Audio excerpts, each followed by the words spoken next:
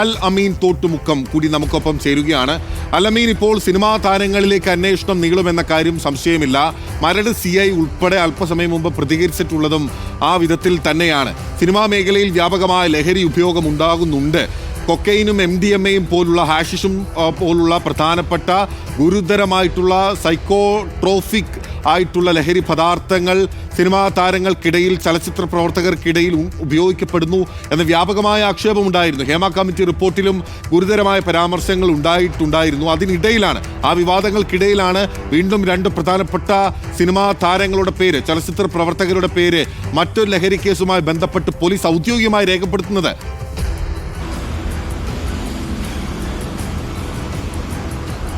അത് തന്നെയാണ് ബെനിലെ. ഹേമ കമ്മിറ്റിയിൽ കൃത്യമായി പറയുന്നുണ്ട് ഏതൊക്കെ യുവതാരങ്ങളാണ് അത്തരത്തിൽ ഇത് ഉപയോഗിക്കുന്നതെന്നും അതിനെ തുടർന്ന് സിനിമാ മേഖലയിൽ ഉണ്ടാകുന്ന പ്രശ്നങ്ങളും ഏതു തരത്തിലാണ് സിനിമാ മേഖലയിലെ യുവതാരങ്ങൾക്കിടയിൽ വ്യാപകമാകുന്ന ലഹരി ഉപയോഗം തടയേണ്ടത് എന്നതടക്കമുള്ള കാര്യങ്ങൾ വ്യക്തമായി തന്നെ ഹേമ കമ്മിറ്റി റിപ്പോർട്ടിൽ പരാമർശിക്കുന്നുണ്ട്. അതിന്മേൽ എന്ത് നടപടി, അത് സർക്കാരൊക്കെ അതിനുവേണ്ടിയുള്ള പല പദ്ധതികളും ആലോചിച്ചുകൊണ്ടിരിക്കുന്നതിനിടെയാണ് ഇപ്പോൾ 2 താരങ്ങളെ ഒരു കുപ്രസിദ്ധ ഗുണ്ടയുമായി കൂടിക്കാഴ്ച നടത്തിയെന്നതിൻ്റെ പേരിൽ പോലീസ് കോടതിയിൽ റിപ്പോർട്ട് നൽകിയിരിക്കുന്നത്.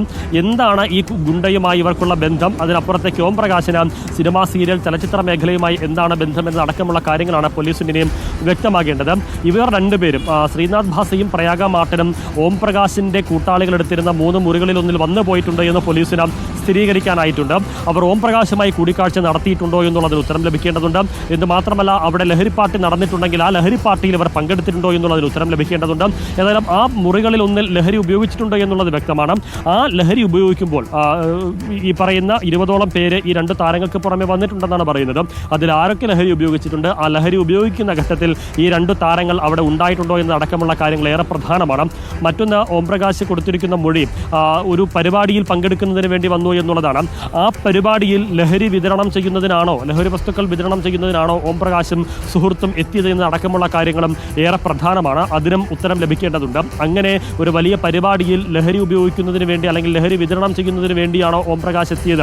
അങ്ങനെയാണ് എത്തിയതെങ്കിൽ അതുമായി ബന്ധപ്പെട്ട് എന്തിനാണ് ഇവർ കാണുന്നത്? ഈ സിനിമാ താരങ്ങൾ കൂടിക്കാഴ്ച നടത്തുന്നതിനടക്കമുള്ള ഉത്തരമില്ലാത്ത ചോദ്യങ്ങൾ അനവധിയുണ്ട്. അതിനെല്ലാം കൃത്യമായ മറുപടി ലഭിക്കേണ്ടതുണ്ട്. അതിനുകൂടിയാണ് ഈ പ്രതികളെ കസ്റ്റഡിയിൽ ചോദ്യം ചെയ്തുകൊണ്ട് കൂടുതൽ വിശദാംശങ്ങളിലേക്ക് കടക്കാൻ പോലീസ് ഉദ്ദേശിച്ചത്. പക്ഷേ ഈ പ്രതികൾ ലഹരി ഉപയോഗിച്ചതിന് ശാസ്ത്രീയമായ തെളിവുകൾ ഹാജരാക്കാനായില്ല എന്നുള്ള വാദം കണക്കിലെടുത്തുകൊണ്ട് പ്രതികൾക്ക് ജാമ്യം ലഭിച്ചിരിക്കുകയാണ്. ഏതായിരുന്നാലും ശ്രീനാഥ് ഭാസിയെയും പ്രയാഗ മാർട്ടിനെയും ചോദ്യം ചെയ്യലിനായി വിളിപ്പിക്കും. അവരുടെ മൊഴി രേഖപ്പെടുത്തുമെന്ന് പോലീസ് പറയുന്നുണ്ട്. അങ്ങനെ മൊഴി രേഖപ്പെടുത്താൻ വിളിപ്പിക്കുമ്പോഴും അവരെന്ത് നിലപാട് സ്വീകരിക്കുമെന്നുള്ളത് ഏറെ പ്രധാനമാണ്. കാരണം അവർ ഇനി മൊഴി രേഖപ്പെടുത്താൻ വന്ന് പോലീസിന് വിവരങ്ങൾ നൽകിയാലും ഇവർ ലഹരി ഉപയോഗിച്ചിരുന്നോ എന്നുള്ളത് ഇനി തെളിയിക്കാനാകില്ല. രക്തപരിശോധന ഉൾപ്പെടെ നടത്തിയാൽ പോലും അത് തെളിയിക്കാൻ ഇനിയാകില്ല. സ്വാഭാവികമായും അതവർക്ക് നിഷേധിക്കാനുമാകും.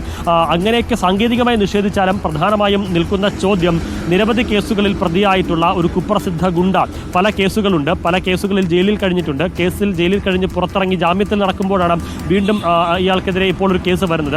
അങ്ങനെ ഒരു പശ്ചാത്തലമുള്ള ആളുമായും ചലച്ചിത്ര മേഖലയിലെ പ്രമുഖ താരങ്ങളായ 2 പേർക്ക് എന്ത് ബന്ധം, കൂടിക്കാഴ്ചയ്ക്ക് അല്ലെങ്കിൽ അയാളുള്ള ഇടത്തേക്ക് പോകേണ്ടതിൻ്റെ ആവശ്യകത എന്ത് എന്നതടക്കമുള്ള ചോദ്യങ്ങൾ പ്രധാനമാണ്. അവിടെയാണ് ഈ ലഹരി ഉപയോഗം സംബന്ധിച്ചുള്ള സംശയങ്ങൾ ഉയർന്നു വരുന്നത്. അത് ഈ തെളിയിക്കാനായില്ലെങ്കിൽ പോലും ആ സംശയങ്ങൾ അങ്ങനെ നിൽക്കുന്നുണ്ട്. ആ സംശയം ദൂരീകരിക്കേണ്ട ബാധ്യത പ്രധാനമായും ഇപ്പറഞ്ഞ 2 പ്രമുഖ താരങ്ങൾക്കുണ്ട്. പക്ഷേ അവർ അത് സാങ്കേതികമായി നിഷേധിച്ചാലും നേരത്തെ തന്നെ യുവതാരങ്ങൾക്കിടയിൽ ഉൾപ്പെടെ ശ്രീനാഥ് ഭാസിയെയും പ്രയാഗ മാർട്ടിനെയും നിരന്തരമായി ബന്ധപ്പെടാൻ ശ്രമിക്കുന്നുണ്ട്. അവരുടെ പ്രതികരണം ആരായാൻ ശ്രമിക്കുന്നുണ്ട്. പക്ഷേ ഈ ഘട്ടത്തിൽ പ്രതികരിക്കാനില്ല. ഇപ്പോൾ ഇതുമായി ബന്ധപ്പെട്ടൊന്നും അറിയില്ല എന്ന പ്രതികരണമാണ് പ്രയാഗ മാർട്ടിൻ്റെ കുടുംബത്തിൽ നിന്ന് ഇപ്പോൾ ഔദ്യോഗികമായി നമുക്ക് ലഭിക്കുകയും ചെയ്തിട്ടുള്ളത്.